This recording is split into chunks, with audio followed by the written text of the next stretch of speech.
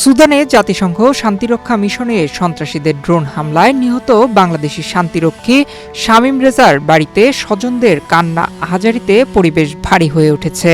প্রতিবেশীরা তার পরিবারকে সান্ত্বনা দেওয়ার চেষ্টা করলেও কান্নার বাদ মানছে না। শামীমের মৃত্যুতে কান্নায় ভেঙে পড়েছেন তার পিতা। থামছেই না পুত্র হারানোর হাহাকার।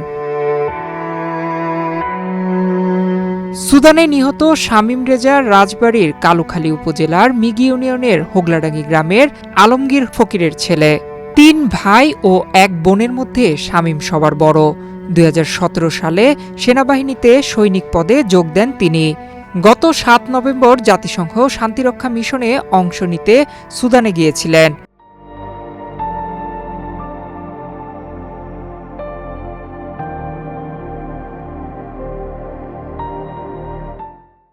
ডিসেম্বর শুক্রবার বাবা আলমগীর ফকিরের সাথে শেষ কথা হয় তার। শুক্রবার দিন কথা বলছিলাম, মনে ফোন দিছিল, আব্বু কেমন আছে? মানে আসি ভালো, তুই তোর চোখ মুখ ফুলিয়ে গেছে রে আব্বু। আব্বু আমি ঘুমাইছিলাম তো চোখ ফুলেছে, সারি যাবে নি? কয় যে আব্বু ভালো থা, সময় নাকি ডিউটিতে যাবো, ওই কথা কয়েছে আর কই নাই। আর এমনই কথা কেন আমার সাথে, কের সাথে কথা বলি নাই, ওই শেষ কথা চলে গেছে। আমি চাচ্ছি তাড়াতাড়ি আমার মনে দিয়ে যাকরা ফসকি পাঠা দিক আমার বাড়ি, আমার মনে দিয়ে বেটাকরা। শামীমের ভাই সহ প্রতিবেশীরা বলছেন অত্যন্ত ভালো ছেলে ছিল শামীম। তার মৃত্যুতে পরিবারে অপূরণীয় ক্ষতি হয়েছে। দ্রুত শামীমের মরদেহ দেশে ফিরিয়ে আনার আবেদন তাদের। সে মিশনতে শহীদ হয়েছে, তখন এলাকার মানুষ চোখে পানি আসছে।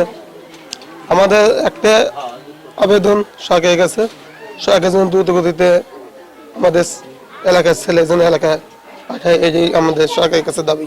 আগামী পরশুদিন আসবে, আমাদেরকে এরকম একটা আশ্বাস দেওয়া হয়েছে। শান্তিরক্ষা মিশনে গিয়ে ড্রোন হামলায় মারা গেছে। শামীমের মরদেহ দেশে আনার প্রক্রিয়া শুরু হয়েছে। দ্রুতই জানা যাবে কবে দেশে আসবে শামীমের মরদেহ।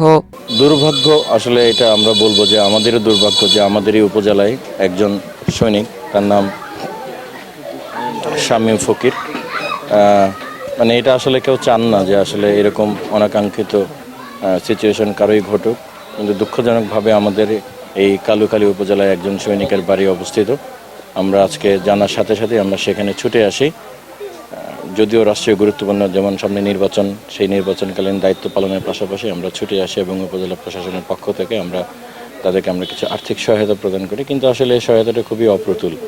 সন্তান হারানোর যে বেদনা বা যে কষ্ট, এটা আসলে এটা যে পূরণীয় হওয়ার নয়। আমরা তাদেরকে কথা দিয়েছি যে আমরা উপজেলা প্রশাসনের পক্ষ থেকে সবসময় তাদের সাথে নিবিড়ভাবে যোগাযোগ রাখবো। তাদের ভালো মন্দ যাবতীয় বিষয়েরই আমরা যতটুকু সম্ভব হয় সরকারের পক্ষ থেকে আমরা তাদের জন্য সেটা টেক কেয়ার করবো ইনশাআল্লাহ। মরদেহ কবে নাগাদ দেশে আসবে?